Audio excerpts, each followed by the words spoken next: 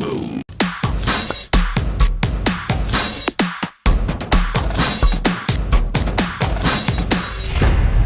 Schultz back with you guys for episode number 10 of the Greeks Crash Course, and this is it. We made it, the grand finale. Here in episode number 10, we are going to cover speed, and thankfully, this is going to be a little downhill from what we experienced back in episode number 9, where we covered Vanna. That was by far and away the most difficult, most challenging episode for me to put together in the entire Greeks Crash Course, and to be honest with y'all, there was only about a 60 delta that I even explained it correctly. So thankfully, we have a little bit of a cooldown set here with episode number 10 in the Greeks Crash Course with speed. So what we're going to do, we're going to cover this thing the same way that we've been covering all of the Greeks to this point. We're going to talk about what it is. We're going to talk about how we use it.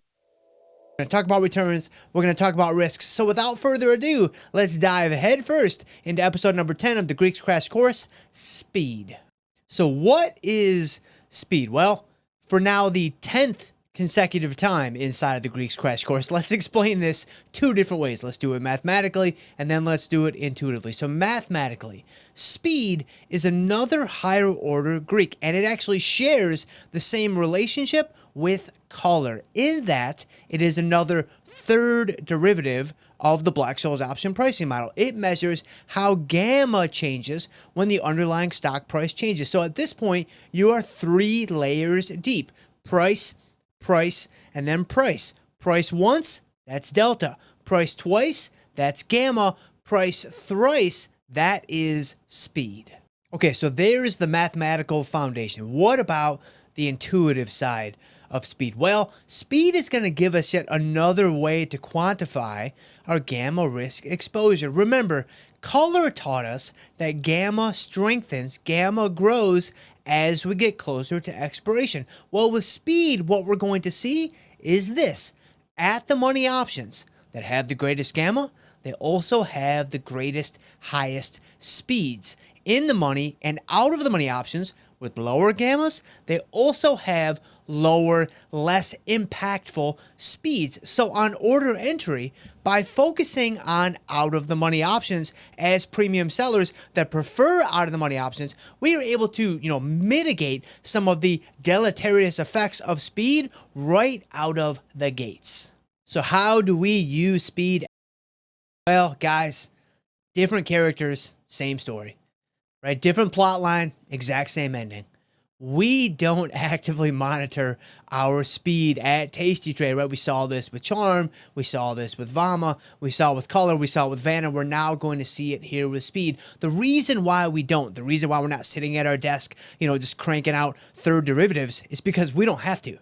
The mechanics that we already have in place cover our speed risk. The protocols that we already follow, they allow us to mute the negative effects of this Greek. And so we don't have to actively monitor our speed. However, it is worthwhile to press forward, even if only for a couple of minutes, to at a bare minimum understand and appreciate the mathematical support that is driving all of the different things that we do. Okay, so what about returns and speed? Well, as we've already seen, right, with these higher order Greeks, it's usually an either or situation, right? They usually either help us on the return side or they help us on the risk side. Like we saw Charm and even Vanna, those were more return metrics. And then we saw Color, we saw Vama, those were more risk metrics. So which side of the fence is speed going to land on? Well, for us as tasty traders, it really makes a lot more sense to put this in the risk category. And here is the reason why. If we were interested in long premium strategies and long gamma strategies, if that was our strategy of choice, then yes, it would make sense for us to pay closer attention to speed as a return driving metric and try to use speed to maximize our returns. But we don't do that. We don't buy premium. We don't buy gamma for a number of reasons, right? But the least of which is the negative theta that comes along with those positions. Hey, quick little shout out to, I believe it was episode 3? In the original crash course where we talked about positive theta, we talked about negative theta. So definitely give that guy a look if you haven't checked it out already. But we much prefer short premium and short gamma strategies. So what that means is this: gamma, as we use it at That's a risk mitigation metric. So speed, it's also going to follow suit and become a risk mitigation metric, which is a great segue into our final section today. All right, so what about speed and risk reduction? Well, the good news is this. The things that you're already doing, they're putting you in a position where your gammas are not really going to be that significant. You're focusing on out of the money options. You're diligently managing your positions at 21 days to go. These things together are already going to mute the effect of your gammas, at least at order entry. Inevitably, though, there are going to be times when stocks move against you. There are going to be times when you have losing positions, right? Spoiler alert, your out-of-the-money options are going to move in the money from time to time. When this happens, your gammas are going to grow. When this happens, your speed is going to increase. So what do? You adjust when your strike is tested. We talk about this all the time. I talked about this all the time in my strategy management crash course. What do you do when your strike is tested? Well, you roll the untested side of a strangle. Maybe you add a short call to a standalone short put, or maybe you simply add duration to the trade. All of these things are going to come together to serve one unifying purpose. They're going to water down your exposure to the Greeks, including speed.